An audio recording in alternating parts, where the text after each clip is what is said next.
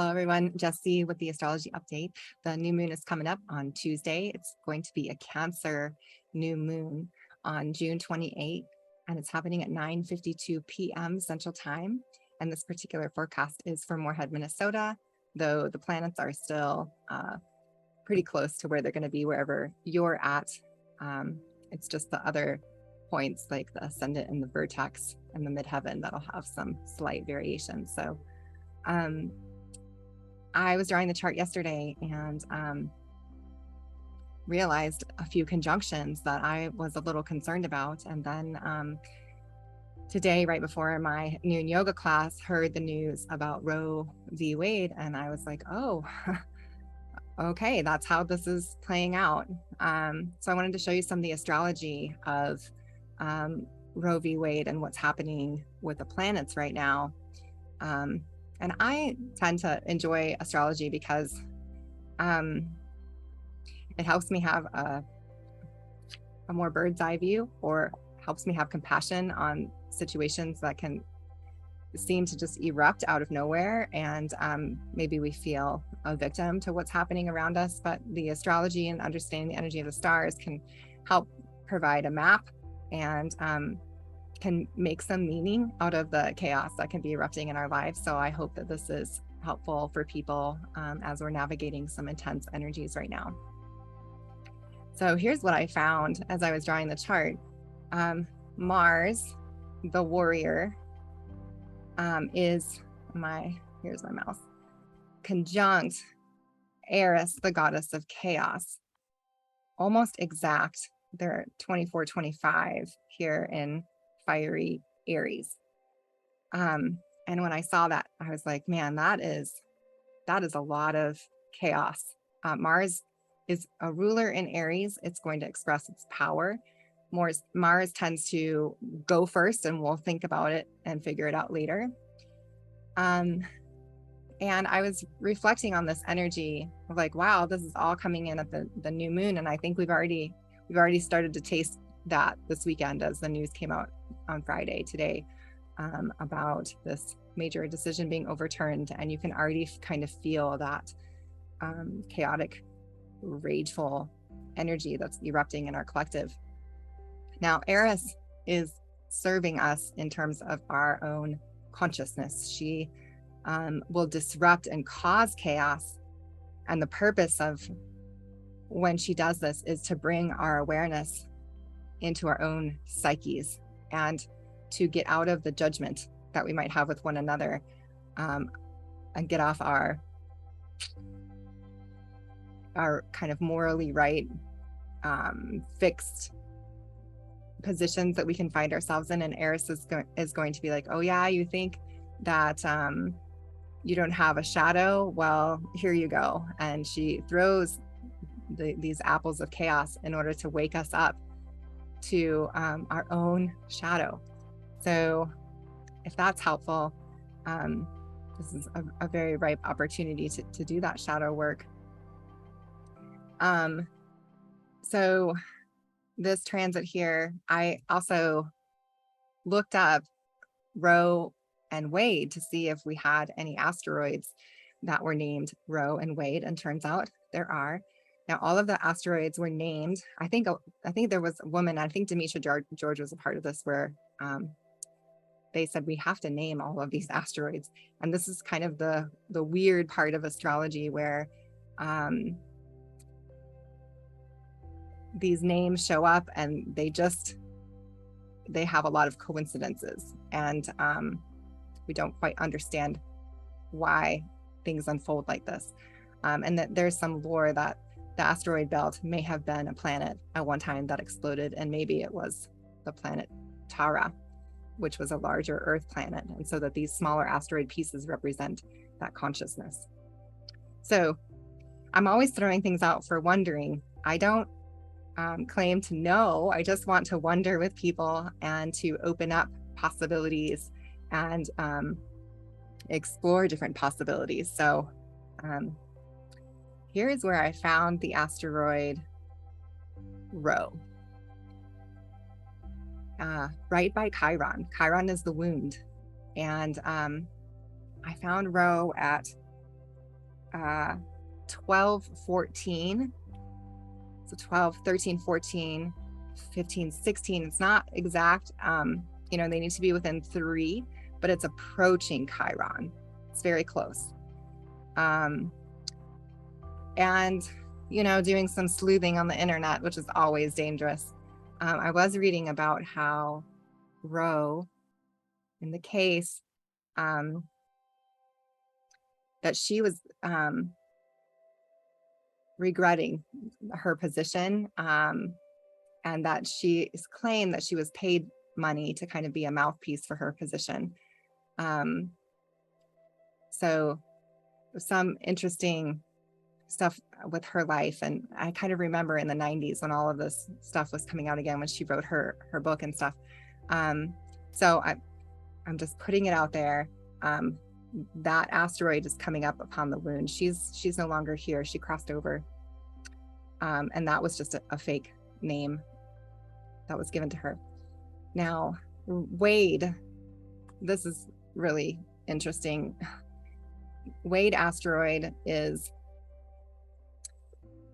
813 Cancer, and 822 is Black Moon Lilith, which is the cosmic yoni, the void in the sky. So like Wade asteroid is literally going into the cosmic yoni.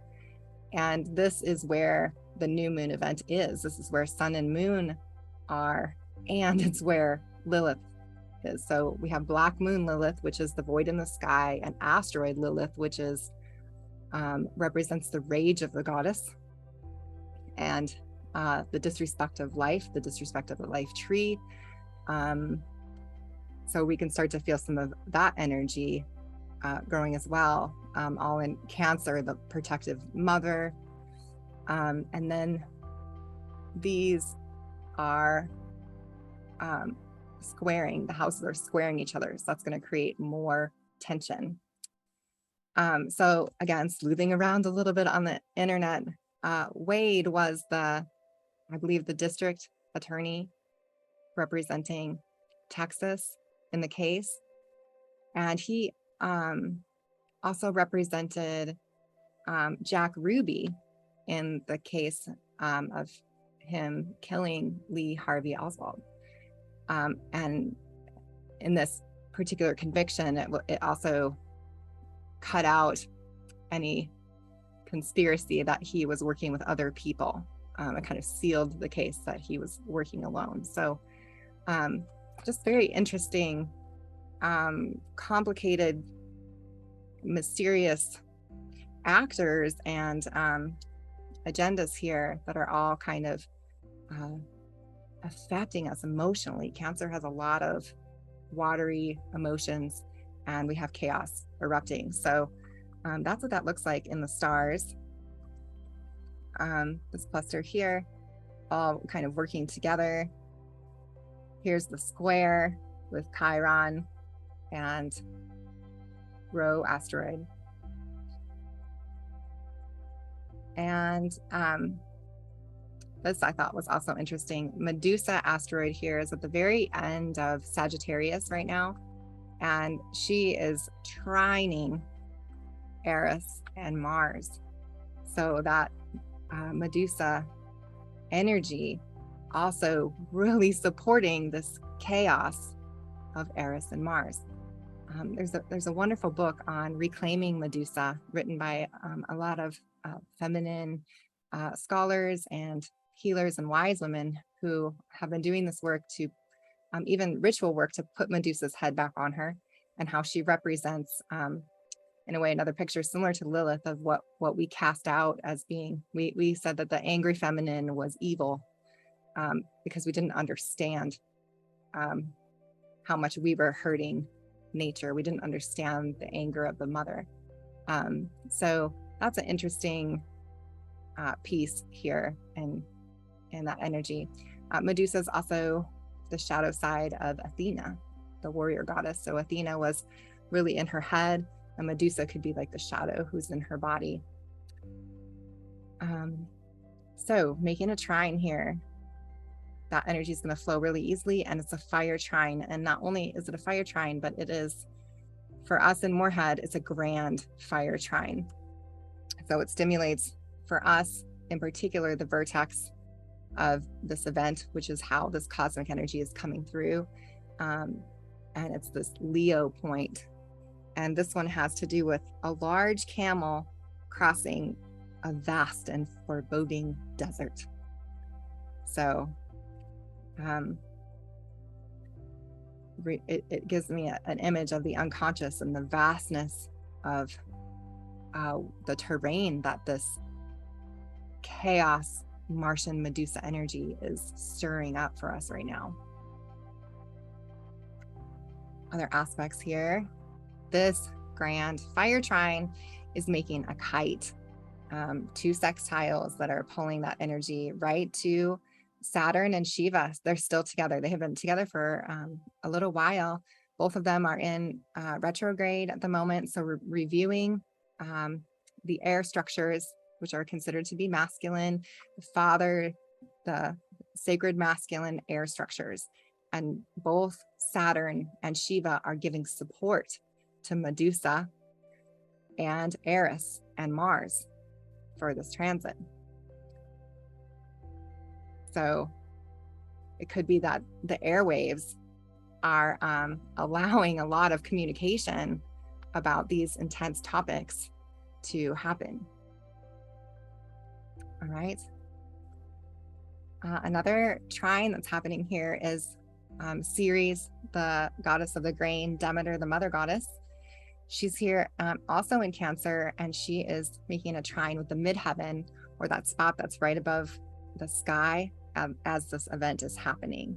So mother goddess energy is kind of watching over all these kind of aspects of the feminine that are playing out here. Ceres is also making another trine to Juno, the goddess of sacred marriage and Hieros Gamos. And it's almost an exact trine. So that, and this is a water trine. So we have lots of emotions and feminine mysteries and the soothing waters, very supportive through this transit. This is also making a grand water trine. So we've got a grand fire trine and a grand water trine here for this new moon event back to the midheaven here. So fire and water coming together makes steam, and that's good. They balance each other out. Can't have too much of one without the other. So lots of powerful energies here. Another trine is sun and moon here at 7:23 in Cancer are trining Vesta, sacred fires Vesta at 6:36. And Vesta, she's the largest piece of the asteroid, and she's like glass. She spins around the planet Mars very fast.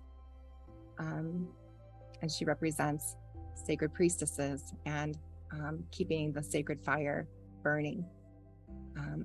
So that's another very powerful water trine here for this event. Another trine is with Uranus and the event ascendant degree at Capricorn and the most fortunate path. So that's just for us in Moorhead in particular, activating that strong genius Uranus energy on Earth. So Uranus can act like a revolutionary, and I would imagine in the next few days there's going to be a lot of that sort of revolutionary energy arising. Always happens too when it gets hot in the middle of the summer. Everybody gets mad. All right. Another square, I'm just like sweating in here, is with Saturn and Shiva with Athena. So this Athena warrior goddess on Earth, she's pretty close to the North Node, and she's been at the North Node, and she's been with Venus. Venus just recently went into Gemini. So we're definitely going to be seeing some Athena warrior goddess energies on Earth, and that's going to be squaring Saturn and Shiva on the airwaves. So there's going to be some tension between the media and the Athena warriors. Another square is with Vesta here, sacred fires, and Venus in Gemini. So there could be challenges in terms of seeing the feminine as sacred. You know, all that old stuff of the evil feminine who, you know, all these nightmarish things, these shadows of our own that we project onto the feminine. That challenge of seeing Venus as sacred will be present. And Juno, sacred balance of marriage, Hyros Gamos, is squaring almost exactly, let me just make sure I have this right, here, with Mercury. So it could be that we are having challenges in our communications about balance and what's fair for everyone. Very challenging right now. And Mercury is at a place in the sky right now that is near the Rigel constellation. And that's near Orion. And that's a tricky part of the sky. There's a lot of tricks, and Mercury is the ultimate trickster, and Mercury rules Gemini. So we're also getting into the mysteries of who is ruling the communications on Earth, and what are the agendas, and who are the puppets, and what is the ultimate goal. Mercury is going to be very tricky right here. And later on in the year, Mars is going to come into Gemini in August, and Mars is going to stay there because it's going to retrograde until like March of 2023. So we're going to have a lot of warrior Martian reviewing of topics of Gemini and finding balance and breaking up what's too fixed in the airwaves in order to create a newer mystery. So watch out for the tricksters. Don't take everything at face value. All right. Another square. This is also one that gives me some pause. Sun and moon are square Jupiter in Aries for this new moon. Jupiter's going to make things bigger. Hey, we've got a big topic that's fiery, and let's make it bigger. So that is what's happening in the astro weather. Let's see if I have anything else. Nope, that's it. Okay, I'm going to exit screen sharing here, and that's everything that I wanted to cover today. And I also wanted to invite anyone who is here locally, if you want to join me for New Moon Fires. We're going to be holding them at 9 o'clock on Tuesday at Terra Loma Earth Temple, and you're more than welcome to come and join us for those fires and burn away things that no longer serve, or offer gifts like honey or flowers or coconuts to the fire if you like, and we'll sing songs and just have some fellowship together. All right, so asking advice from the deck today of, gosh, this is a lot of intense, fiery, chaotic energy that's stimulating a lot of old primal wounds. And what is the advice that we need to see? Show us the clear situation, and get something for that one. This one. And then show us guidance for action to avoid and guidance for action to take. I did just remember too that Neptune is going retrograde on the new moon. So Neptune's very nebulous and mysterious. And so we're going to be kind of reviewing those deep, watery, Pisces mysteries as Neptune also does this retrograde. So, okay, make sure I got all the things in. All right, the situation. What is the clear vision of the situation that we need to see? The moon. I'm just going to maybe read a little bit of that today.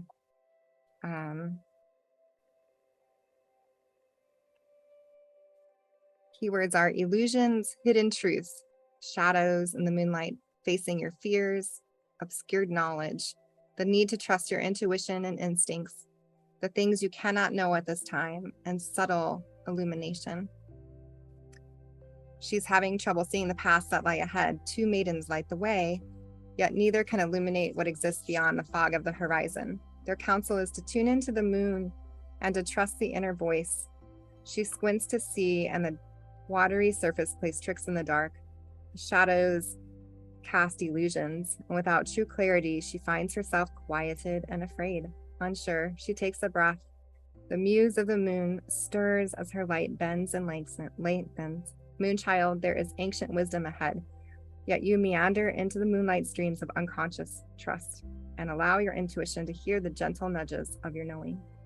Her voice streams louder.